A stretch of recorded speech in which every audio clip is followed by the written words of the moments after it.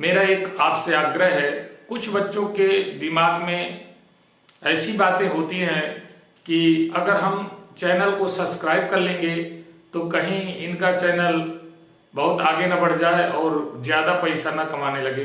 तो ऐसी कोई बात नहीं है। सब्सक्राइब करने से केवल एक चीज़ होती है कि जो बच्चा सब्सक्राइब कर लेता है, बेल आइकन दबा लेता है, तो जो मैं नया वीडियो अपलोड करता हूँ तो उनके पास पहले ही नोटिफिकेशन पहुँच जाता है, जिससे वो बच्चा तुरंत उसको देखे और उसका लाभ उठाए। तो बच्चों, मेरे वीडियो को सब्सक्राइब करने के लिए केवल एक यही माध्यम है कि मेरा प्रत्येक वीडियो आप तक कैसे पहुंचे, उसके लिए आपको सब्सक्राइब करना होगा। ना कि इसमें कोई विशेष बात है कि आपके सब्सक्राइब करने से मेरा चैनल बहुत आगे बढ़ जाएगा। मेरा चैनल को आगे बढ़ाने का उद्देश्य नहीं है बच्चों। मेरा उद्देश्य है कि मैं अपने प्रत्येक वीडियो के माध्यम से आप लोगों तक कैसे अपना वीडियो पहुंचा दूं, कैसा अपना टॉपिक पहुंचाऊं, जिससे आप अच्छे से तैयारी कर सकें। क्योंकि कक्षा 12 की तैयारी करना एक दिन की बात नहीं होती, शुरू से अंत तक तैयार करना पड़ता है। कक्षा 12 के कोर्स के साथ साथ आप बड़े कंपटीशनों में जब जाते हैं तो वहां पर 11 और 12 का ही सिलेबस पूरा मिलता है। जो बच्चा कक्षा 11 और 12 में ध्यान नहीं देता, वो फिर कंपटीशन में तैयारी करते समय बहुत लाखों रुपए खर्च कर डालता है, फिर भी कंपटीशन क्रॉस करने में उसे कठिनाई का सामना करना पड़ता है। तो बच्चों, मेरा ये संदेश है, वीडियो स्टार्ट करने से पहले जो बच्चे नए हो वो सब्सक्राइब कर लें, जिससे मेरा प्रत्येक वीडियो आप तक पहुंचे और उसका आप लाभ उठा सकें। तो बच्चों, आइए चलते हैं हम आगे इस वीडियो में। तो बच्चों, आज का जो टॉपिक है पिछले टॉपिकों से संबंधित है। पिछला टॉपिक जिस बच्चे ने ना देखा हो तो मेरे डिस्क्रिप्शन बॉक्स में पीछे चला जाए, राउट्स का नियम और उसके पहले राउट्स के नियम के पहले भी सॉल्यूशन के जो भी टॉपिक पढ़े हों उनको पहले देख ले। इसके बाद राउट्स के नियम के आगे जो धनात्मक और ऋणात्मक विचलन के बाद का ये वीडियो नंबर 4 के बाद 5 नंबर है, ये आपका टॉपिक नंबर 5 है। 5वें टॉपिक को देखें, इससे पहले चौथा और तीसरा टॉपिक जरूर देख लें। तो बच्चों, आज का जो टॉपिक आपके सामने है विलयनों के अणुसंख गुणधर्म से संबंधित है। बच्चों, हम ये नहीं जान पाते कि अणुसंख गुणधर्म है क्या, तो आइए पहले हम इसको जानते हैं। मान लीजिए हमने एक पात्र लिया, ये हमारा कोई एक पात्र है, बर्तन है, इसी में हम सॉल्यूशन बनाते हैं। तो बच्चों, मान लीजिए इसमें कोई शुद्ध विलायक भरा हुआ है। शुद्ध विलायक का मतलब कोई भी विलायक आप ले सकते हैं। मैंने पिछले वीडियो में बताया था कि जो जल होता है वो शुद्ध विलायक है। अगर इसमें जल के अणु हों तो देखिए समस्त अणु जल के ही हैं इसमें, तो ये विलायक कहलाएगा बच्चों। ये इसकी सतह पर एक ही प्रकार के अणु हैं, दूसरा कोई प्रकार का अणु नहीं है, इसको हम कह देंगे विलायक। और विलायक के बारे में मैंने बताया था कि जिसकी मात्रा बहुत अधिक हो सॉल्यूशन में वह विलायक कहलाता है। अणुसंख गुण धर्मों में आपको ध्यान देना बच्चों कि ये आपका शुद्ध विलायक है और इसमें टोटल अणु हमारे जल के ही मिलेंगे। तो ये स्वतंत्र रूप से इसका कोई भी कण देखेंगे तो उसमें H2O के गुण पाए जाएंगे। अब जैसे बच्चों कोई सॉल्यूशन आप बना रहे हो तो आपको पता है दूसरा पात्र आप ले लेते हैं, ये दूसरा पात्र है। इस पात्र में आप जैसे विलायक की कुछ मात्रा डाल देते हैं, यानी कुछ मात्रा जल डाल दिया और कुछ मात्रा एक कोई अवाष्पशील ठोस पदार्थ डाल दिया।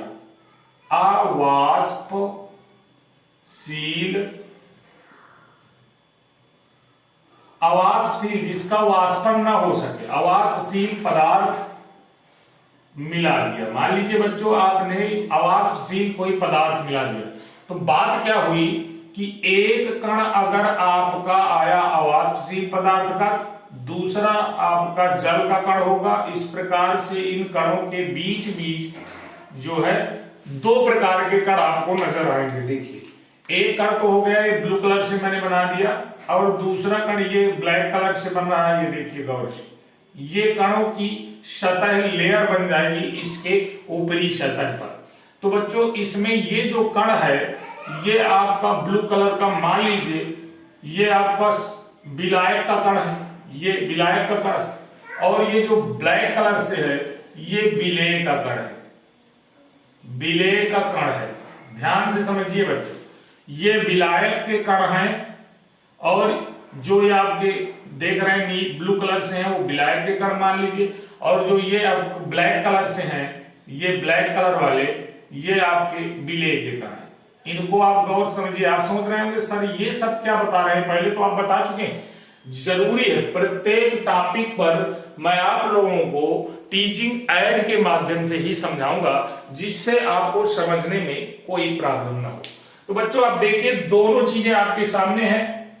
ये आपका विलायक ही विलायक के कण है, इसको हम विलयन नहीं कहेंगे, इसमें दोनों कण आ गए इसलिए इसको विलयन कहेंगे। तो ये आपका सॉल्यूशन बनके तैयार हो गया। अब बच्चों इसमें कई चीजों की समस्याएं होती हैं।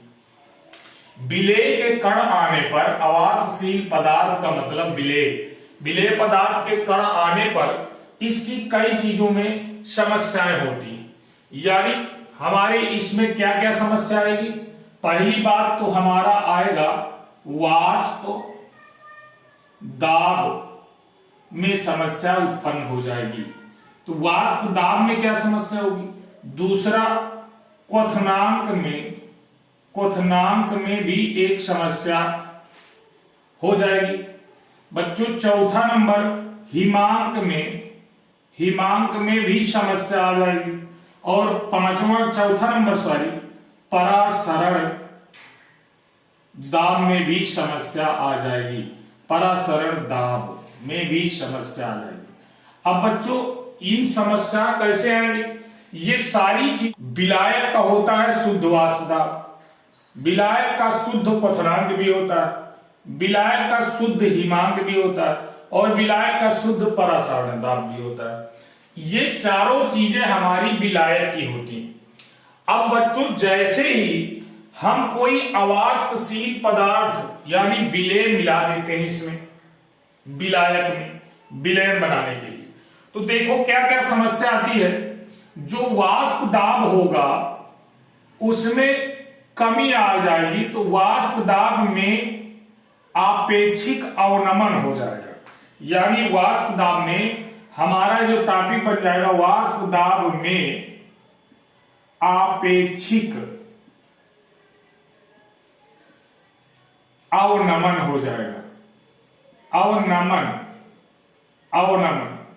अब क्वथनांक में थोड़ा सा उन्नयन हो जाएगा बच्चों। इसकी देखिए क्वथनांक में थोड़ी सी वृद्धि हो जाएगी, उन्नयन।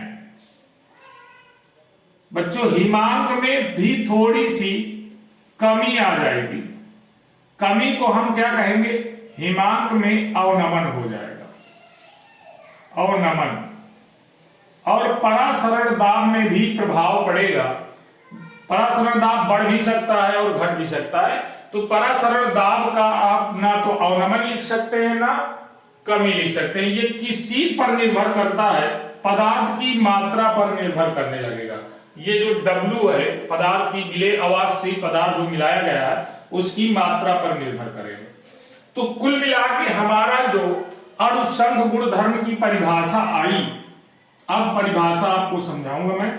अणुसंघ गुण,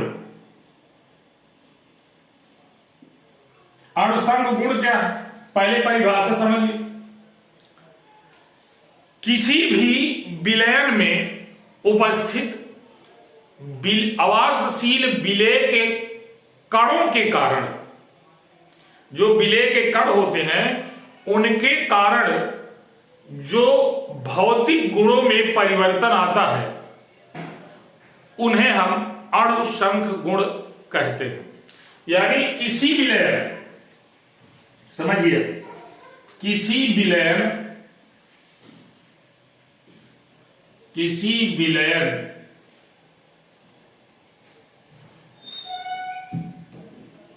के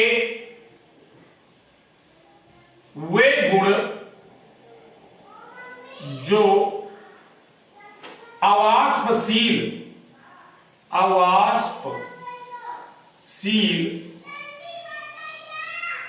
पदार्थ, कोष्टक में लिख सकते हैं विलेय। विलेय किसी विलयन के वे गुण जो आवासशील पदार्थ यानी विलेय के कणों की संख्या पर निर्भर करते हैं।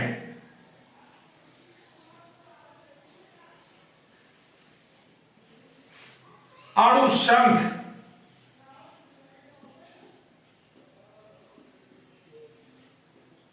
गुण कहलाते हैं।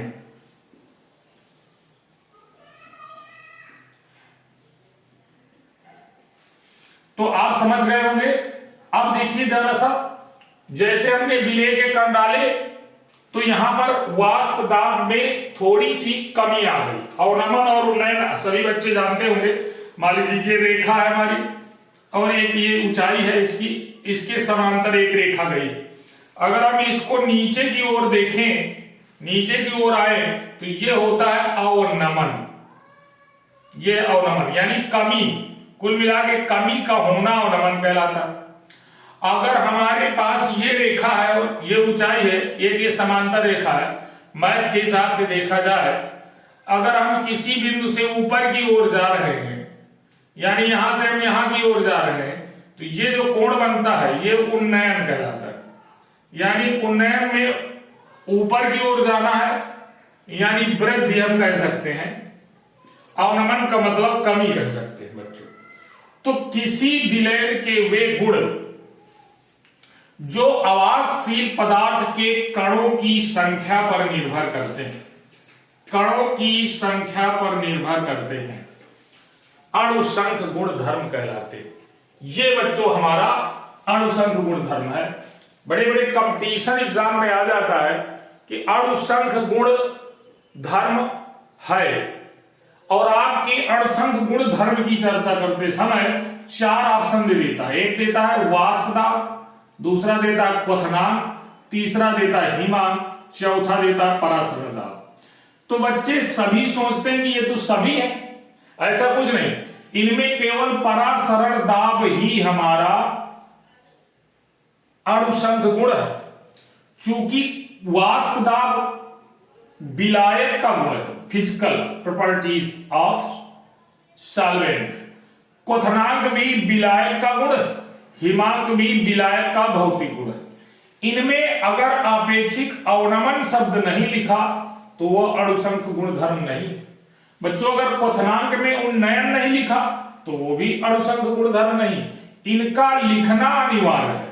हिमांक में अवनमन अगर नहीं लिखा तो वह अणुसंख्य गुण धर्म नहीं है, वो विलायक की फिजिकल प्रॉपर्टीज। याद रखना, ये बहुत ही छोटी छोटी बातों में जीरो से आप लोगों को हीरो बनाने जा रहा हूं मैं। इस बिंदु को देखने के बाद आपके सारे डाउट क्लियर कर दूंगा मैं। तो आप यहां पर इन चीजों को आपने देखा। सबसे पहले अणुसंख्य गुण धर्म आपने देखा। अणुसंख्य गुण धर्म 4 प्रकार के होते हैं। पहला वाष्प दाब में आपेक्षिक अवनमन, दूसरा क्वथनांक में उन्नयन, तीसरा हिमांक में अवनमन, चौथा परासरण दाब। अब बच्चों अणुसंख्य गुण धर्म की परिभाषा समझ में आ गई होगी कि आवासशील पदार्थ के कणों की संख्या पर जो गुण निर्भर करते हैं उन्हीं गुणों को हम अणुसंख्य गुण कहते हैं। अब इनके बारे में हम सोचेंगे कि अणुओं की संख्या अगर कम हुई तो इन गुणों में क्या समस्या होगी, अणुओं की संख्या अगर हम ज्यादा कर दें तो इनमें क्या समस्या होगी। इन सारी चीजों को हम क्रमशः स्टेप बाय स्टेप जब पढ़ेंगे तो अच्छे से समझ पाएंगे कि ये क्या होता है। तो बच्चों अब हमको आगे बढ़ना है, तो हम पहले स्टार्ट करते हैं वाष्प दाब में आपेक्षिक अवनमन।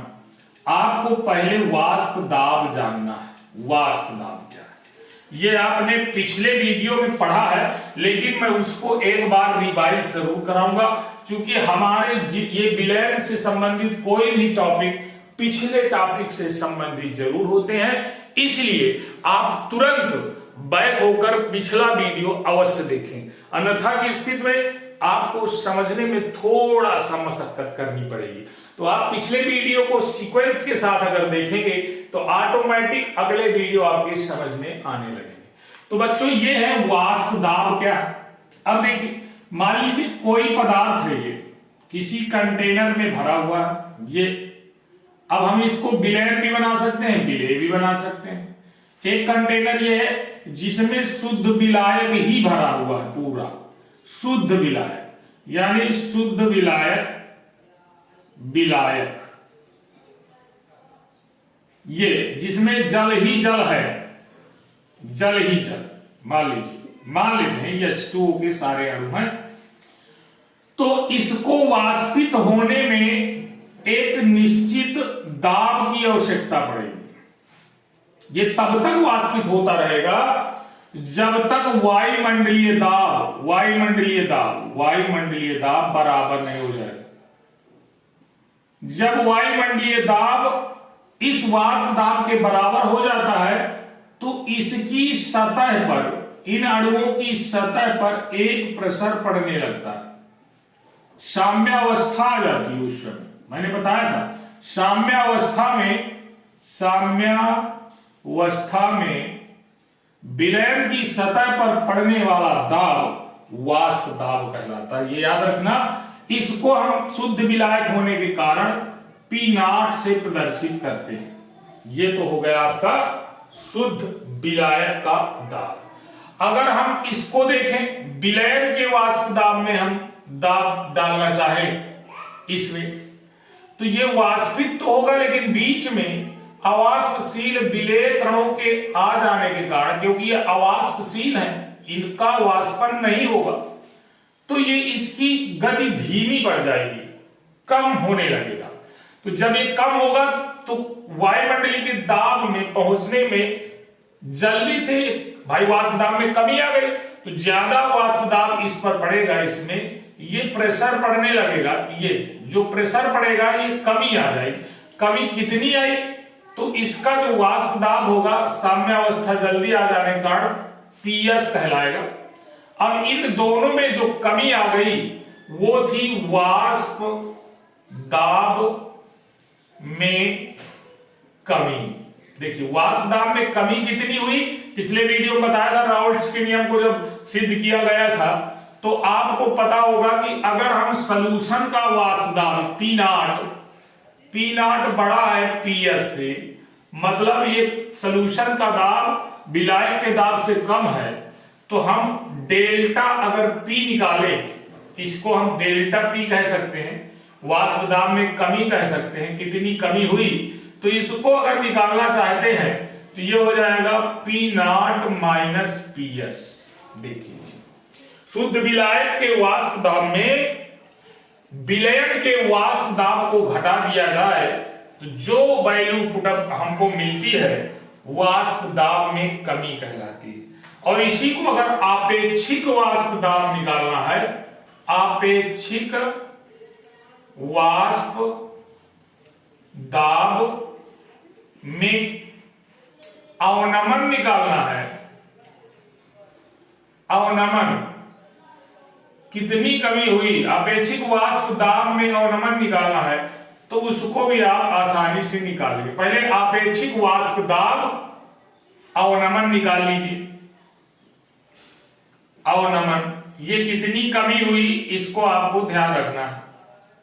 तो देखिए ये अवनमन जो हुआ, आपेक्षिक शब्द लग जाने से P0 माइनस PS में आप घटा भाग दे देंगे P0 का, तो ये आपेक्षिक वाष्प दाब आ जाएगा।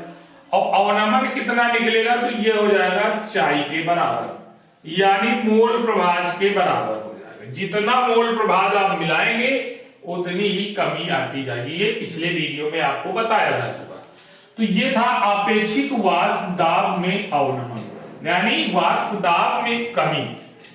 अब बात आती है हमारे अगले टॉपिक की। ये कमी तो आप पढ़ चुके हैं, अगले टॉपिक की जो बात आती है उसको देखिए कैसे आप समझते हैं।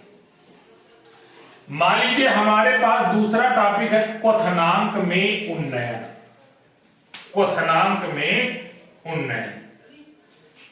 अब पहली बात तो हम जानेंगे क्वथनांक क्या है बच्चों। क्वथनांक, पहली बात हमको जानना है क्वथनांक। जब तक क्वथनांक आप नहीं समझेंगे, बॉइलिंग पॉइंट समझिए आप पहले ये क्या है। किसी भी पदार्थ का, चाहे वो शुद्ध विलायक हो या विलयन हो या कुछ भी हो, किसी भी पदार्थ का वह ताप, निश्चित ताप, किसी पदार्थ का वह निश्चित ताप, किसी पदार्थ का वह निश्चित ताप जिस पर द्रव वाष्प में परिवर्तित होने लगता है,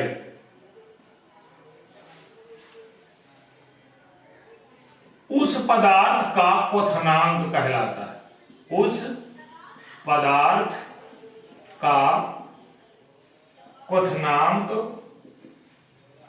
कहलाता है।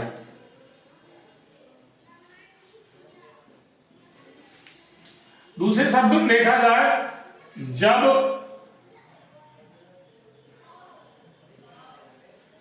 विलयन का वाष्प दाब, जब विलयन का वाष्प दाब वायुमंडलीय दाब के बराबर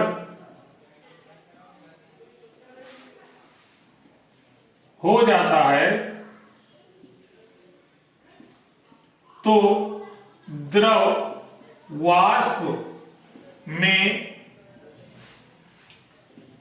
परिवर्तित होने लगता है। उस ताप को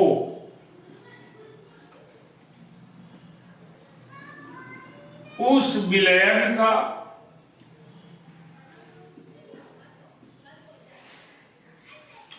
क्वथनांक कहते हैं।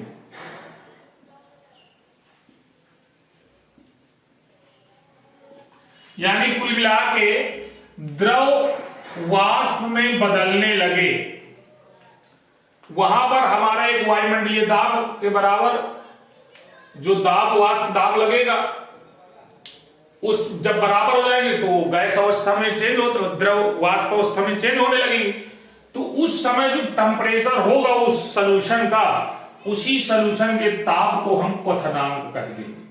अब बच्चों बात आती है, मान लीजिए हमारे पास एक पात्र में शुद्ध जल भरा हुआ है ये, तो इसका जो वाष्प में परिवर्तित करने के लिए हमें टेम्परेचर देना पड़ता है, ताप टेम्परेचर देना पड़ता है, वो 100 डिग्री सेल्सियस देना पड़ता है। तो जब 100 डिग्री सेल्सियस देंगे तो ये H2O प्रायोगिक वैल्यू 100 डिग्री सेल्सियस निकाला वैज्ञानिक, तो ये H2O वाष्प में कन्वर्ट होकर उड़ने लगता है। ये वाष्प बनकर हवा में उड़ने लगता है, द्रव उबल करके वाष्पित होने लगता है। यानी जल के ये कण सतह से छोड़कर ऊपर उड़ने लगते हैं।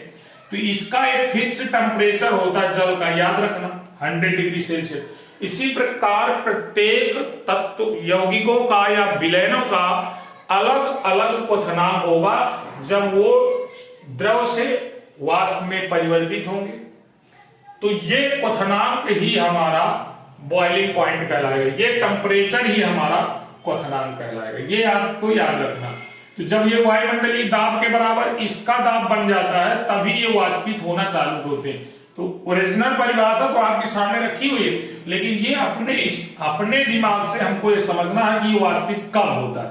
तो जब वायुमंडलीय दाब उस विलयन के वाष्प दाब के बराबर हो जाता है, तभी वो बन करके भाप बनना स्टार्ट करता है, वाष्प बनना स्टार्ट करता है। तो ये था आपके क्वथनांक का, क्वथनांक की परिभाषा। बच्चों अब बात आती है क्वथनांक में उन्नयन क्या है।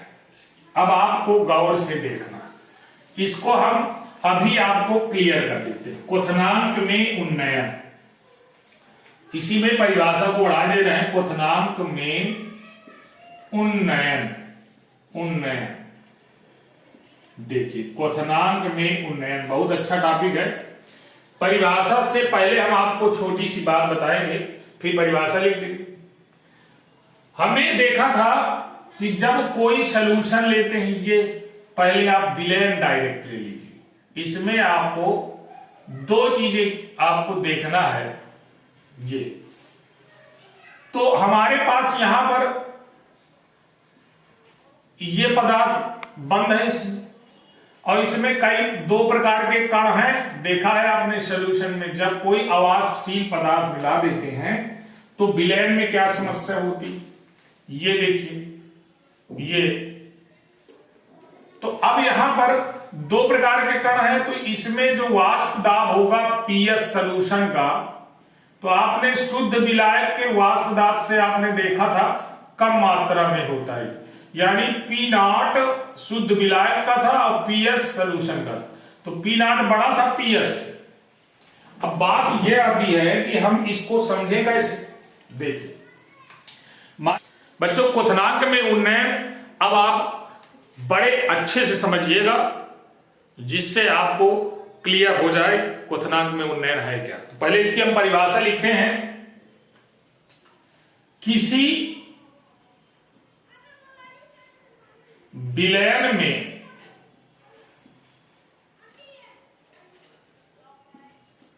अवाष्पशील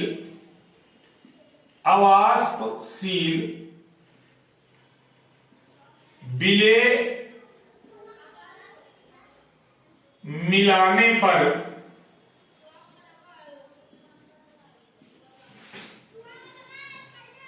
अवाष्पशील विलेय पदार्थ मिलाने पर उसके क्वथनांक में वृद्धि हो जाती है।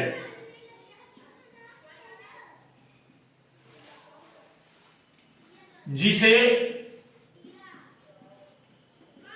उस विलयन का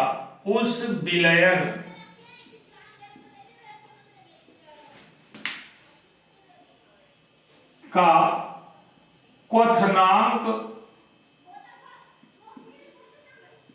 में उन्नयन कहते हैं।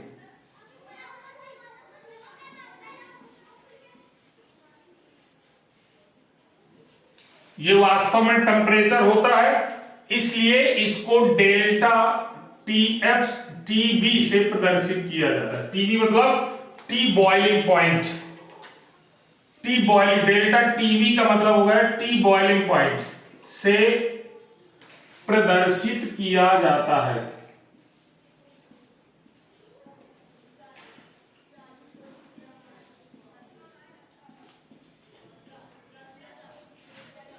बच्चों इसको आप कैसे निकालते हैं? आपने देखा होगा कि मान लीजिए किसी पदार्थ, किसी विलयन का जो वायुमंडलीय दाब है, वायुमंडलीय दाब है, वो इस स्टेज पर है और यहां पर वो एक द्रव अवस्था में है, यहां पर वो द्रव अवस्था में है।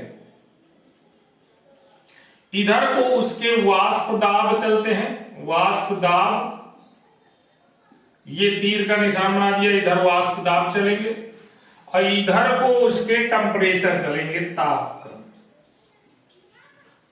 अब गौर से समझिए बच्चों, एक ग्राफ के माध्यम से हम इसको समझा रहे हैं और आराम से समझ में आपके आ जाएगा। तो मान लीजिए कोई पदार्थ, कोई भी पदार्थ है, अब हमारा यहां पर उसका फिक्स पॉइंट है, उसका टेम्परेचर इतना है जनरल स्टेज में, जनरल में मान लीजिए ये हमारा शुद्ध विलायक है, विलायक का है। अभी इसमें कोई अवाष्पशील पदार्थ हमने नहीं मिलाया। अब इसको जो द्रव अवस्था में, शुद्ध विलायक है और द्रव अवस्था में, द्रव को हमें वाष्प में बदलना है तो हमको इसका वाष्प दाब एक वायुमंडलीय दाब के बराबर करना होगा। इस समय इसका वाष्प दाब मान लीजिए यहां है, इतना है, ये वाष्प दाब है इसका।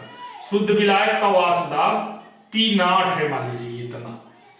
अब P0 को हमको बढ़ाना है तो हमें टेम्परेचर देना पड़ेगा।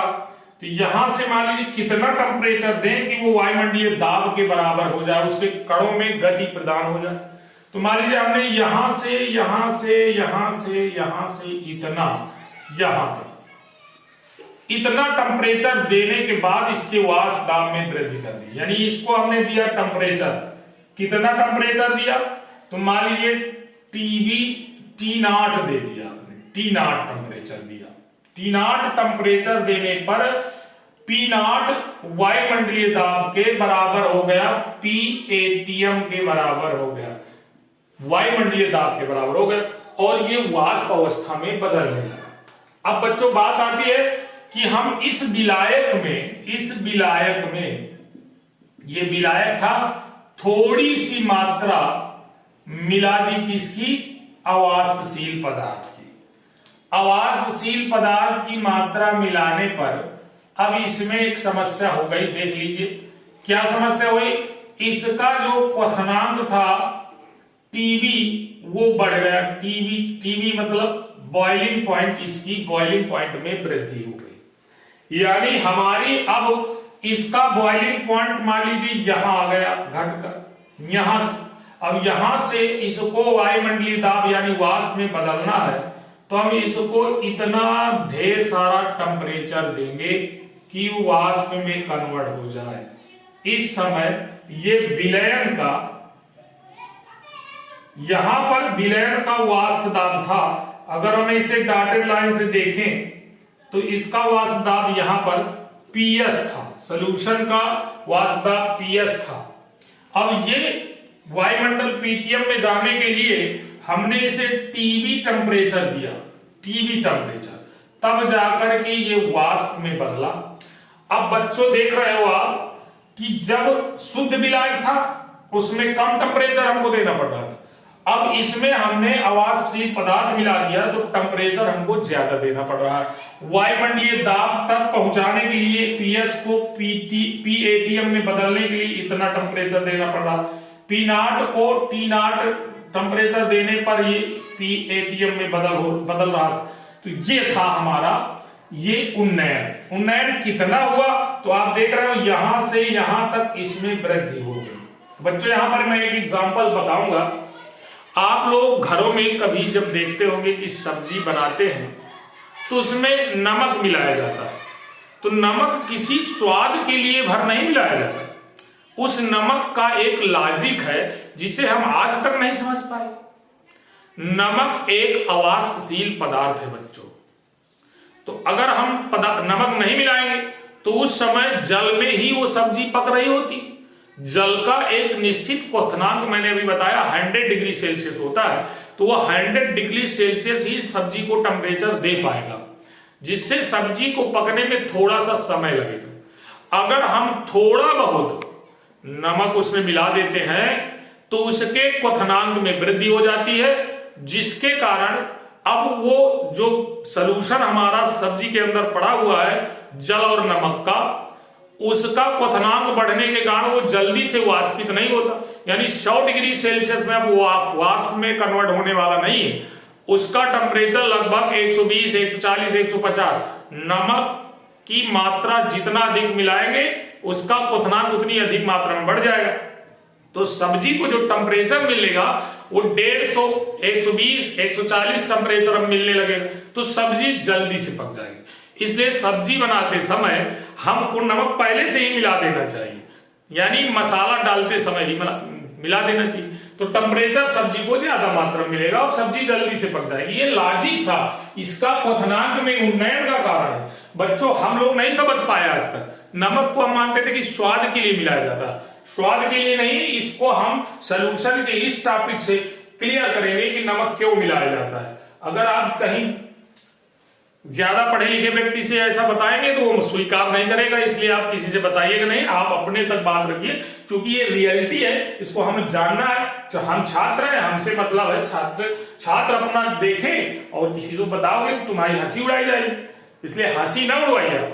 अब आगे बात चलती है क्वथनांक में उन्नयन। ये अब अगर इसको हम सिद्ध करें, कैसे सिद्ध करें, तो देखिए कितनी वृद्धि हुई, ये जो वृद्धि हुई, इस वृद्धि को हम यहां से यहां तक जो वृद्धि हो रही है, ये वाली वृद्धि यहां से यहां तक, इसको हम डेल्टा टीवी कहते हैं। ये है टीवी। तो मतलब हमारा ये हुआ कि अगर टीवी में टीवी नॉट को घटा दिया जाए तो डेल्टा टीवी निकल आएगा। डेल्टा टीवी बराबर हो जाएगा TV minus TV not. TV not कह सकते हैं, टीवी नॉट, टीवी नॉट, चाहे टी नॉट कर दीजिए, कोई दिक्कत नहीं, वो शुद्ध विलायक का है तो टी नॉट ही रहे। टी नॉट ये लीजिए, तो ये हमारा एक फार्मूला है, जिसको हम कहेंगे टीवी नॉट को। टीवी नॉट क्या है हमारा? टीवी नॉट हमारा है क्वथनांक में उन्नयन। कितना उन्नयन हुआ, इसको हम कहेंगे टीवी नॉट, यानी डेल्टा टीवी बराबर क्वथनांक में। टीवी क्या है हमारा? टीवी हमारा है विलयन का क्वथनांक, और टी नॉट क्या है बच्चों? टी नॉट या टीवी नॉट क्या है? इसको हम टीवी नॉट भी लिख सकते हैं। टीवी नॉट है शुद्ध विलायक का क्वथनांक। बच्चों ये बहुत ज्यादा, जब आप आंगिक प्रश्न लगाते हैं तो बच्चों को बहुत समस्या आ जाती है। कभी कभी ऐसा होता है कि विलयन का क्वथनांक दे देता है, विलयन का क्वथनांक जैसे दे दिया उसने 100.34 डिग्री सेल्सियस, विलयन का क्वथनांक दे दिया। तो बच्चे क्या करते हैं, इसी को डेल्टा टीवी मान लेते हैं और न्यूमेरिकल गलत कर बैठते हैं। ये डेल्टा टीवी नहीं है बच्चों, ये जो दिया हुआ है हमारा टीवी दिया हुआ, ये क्या दिया हुआ है? टीवी दिया हुआ। और चूंकि वो सॉल्यूशन जल में बना हुआ है तो जल का आप टी नॉट आप जानते हो, जल के लिए टीवी नॉट हमेशा 100 डिग्री सेल्सियस होता है। अब कभी हमको डेल्टा टीवी निकालना पड़ जाए तो बच्चों इस फार्मूले के तहत हम यहां रखेंगे 100.34 डिग्री सेल्सियस माइनस जल का क्वथनांक 100 डिग्री सेल्सियस रख दिया जाएगा। जब इसको घटाएंगे आप 100 डिग्री सेल्सियस को, तभी आपको डेल्टा टीवी प्राप्त होगा, यानी 0.34 डिग्री सेल्सियस हमारा प्राप्त हो जाएगा सॉल्यूशन।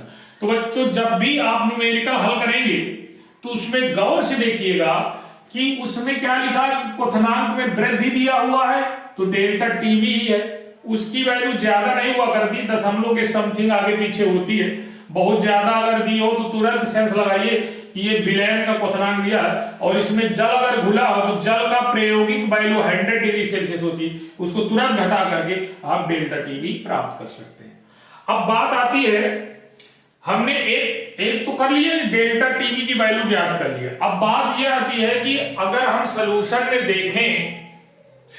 में देखें तो कितनी वृद्धि हो सकती है सॉल्यूशन में, और ये वृद्धि किस चीज पर निर्भर करती है। तो हमने पढ़ा किसी भी विलयन की सांद्रता में कणों की संख्या उसकी मोललता पर निर्भर करती है।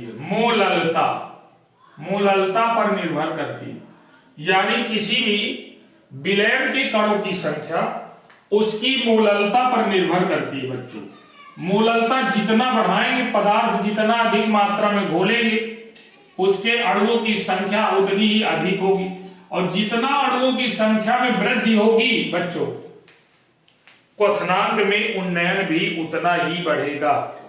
यानी मोललता का संबंध क्या होगा क्वथनांक में उन्नयन में? मोललता का प्रभाव, मोललता का प्रभाव, पहले इसको जान लीजिए बच्चों। मोललता का क्या प्रभाव पड़ता है? मोललता का प्रभाव देख लीजिए। सबसे पहले अगर किसी भी क्वथनांक में देखें मोललता का प्रभाव क्या पड़ता है? मोललता का मतलब पदार्थ की मात्रा बढ़ाने पर। तो मोललता का प्रभाव हमारा जो है पदार्थ की मात्रा बढ़ाने पर क्वथनांक में उन्नयन उतनी ही मात्रा में बढ़ेगा। चूंकि हम अगर इसको देखें तो किसी भी विलयन के क्वथनांक में उन्नयन उसकी मोललता के समानुपाती होता है। ये हमारी परिभाषा होती है। हम यहां लिखे दे रहे हैं किसी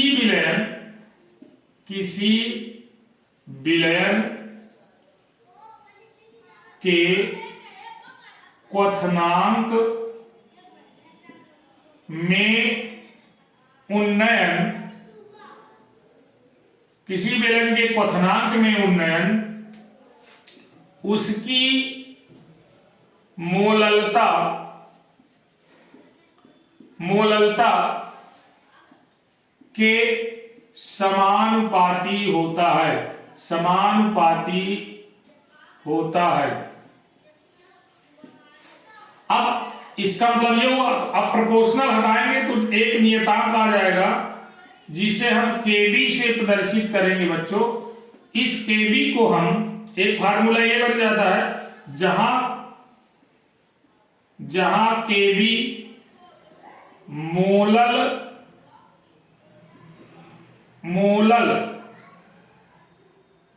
उन्नयन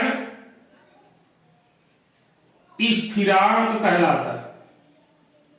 ये मोलल उन्नयन स्थिरांक, चूंकि बच्चों हम वो पढ़ चुके हैं इसके पहले सॉल्यूशन में कि मोललता m बराबर क्या होता है? मोललता m बराबर होता है स्मॉल w अपान स्मॉल m गुणे 1000 अपान कैपिटल W।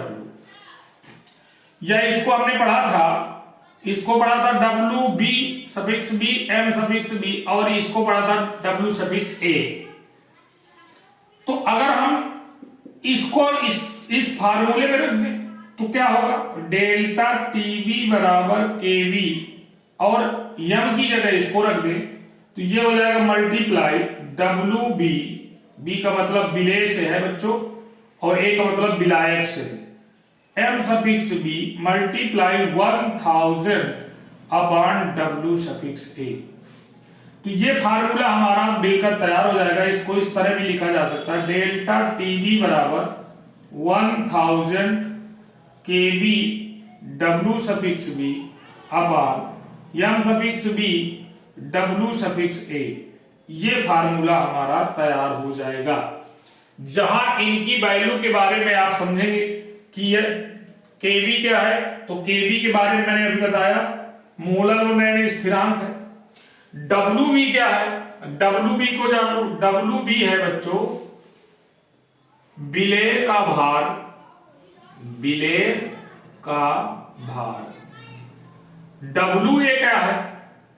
विलायक का भार है बच्चों, विलायक का भार। और इसके बाद M सफिक्स B क्या है? तो यह है विलेय का मोलर द्रव्यमान। और अभी मैंने बताया कि KB क्या है? मोलल उन्नयन स्थिरांक है बच्चों। अब हमारी बात यहां पर खत्म नहीं होती, आगे और बढ़ते हैं तो देखते हैं मोललता का क्या प्रभाव पड़ता है। तो आपको बता ही चुका मैं, पदार्थ की जितनी अधिक मात्रा आप बढ़ाएंगे क्वथनांक में उतना ही अधिक उन्नयन होगा। क्योंकि मोललता का मतलब W इसमें है, W की मात्रा जितना बढ़ाओगे उतना ये वृद्धि करेगा, क्योंकि WB इसके गुणांक में, याद रखना। तो ये आपका WB गुणांक में होने के कारण इसकी वृद्धि होती। अब इसका हम ग्राफीय निरूपण देख लें। ग्राफीय निरूपण, ग्राफीय निरूपण बहुत इंपॉर्टेंट आपको देखना। देखिए बच्चों, मान लीजिए हमारे पास ये आपके सामने रखा है, ये हो गया सॉल्यूशन, ये तापक्रम हो गया, तापक्रम है, और ये वाष्प दाब है, यानी ऊपर की ओर हम वाष्प दाब में वृद्धि करेंगे, और इधर आप देख रहे हो कि हमको क्या देख रहे हो। तो अब मान लीजिए हमारा ये वायुमंडलीय दाब है, वायुमंडलीय दाब।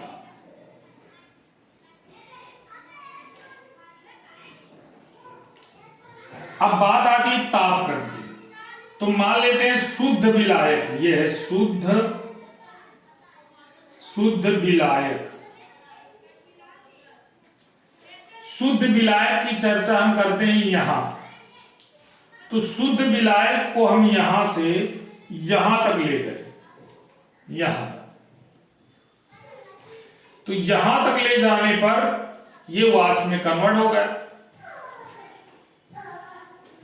तो इसका जो हमारा टेम्परेचर होगा इस 0 पॉइंट से, मूल बिंदु से यहां तक, ये होगा TB0। ये शुद्ध विलायक का टेम्परेचर TB0 हो जाएगा। अब बच्चों मान लीजिए अवाष्पशील पदार्थ आपने मिला दिया, तो इसके क्वथनांक में कुछ वृद्धि हो जाएगी। ये हो गया विलयन, और विलयन को आप यहां से यहां तक ले जा रहे हैं। तो आप देख रहे हैं इसके क्वथनांक में ये आ गया, ये इसका क्वथनांक हो गया, देख लीजिएगा। इस क्वथनांक को हम TB से प्रदर्शित कर देते हैं बच्चों।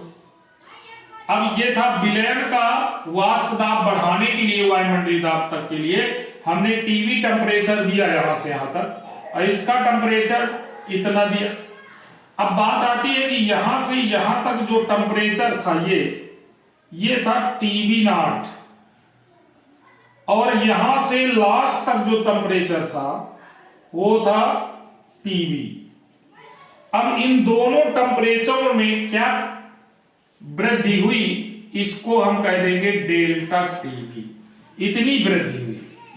अब डेल्टा TB की वैल्यू इस ग्राफ से देखा जाए तो देखिए डेल्टा TB अगर निकालना है तो पूरे में जो पूरा टेम्परेचर है उसमें TB0 को घटा दें, इतना निकला है। यहां से यहां तक आपको निकालना है, पूरे में इतना घटा दी। पूरा मतलब यहां से यहां तक है, और इसको यहां से यहां तक कट कर दी, तो क्या बन जाएगा ये TB माइनस TB0। ये आपका फार्मूला बन जाएगा। तो बच्चों आप देख रहे हैं ये दोनों एक अति महत्वपूर्ण ग्राफ है, तुम्हारे सामने है। इनको स्क्रीनशॉट ले लीजिए और बार बार प्रैक्टिस कीजिए, आपको आसानी से आ जाएगा।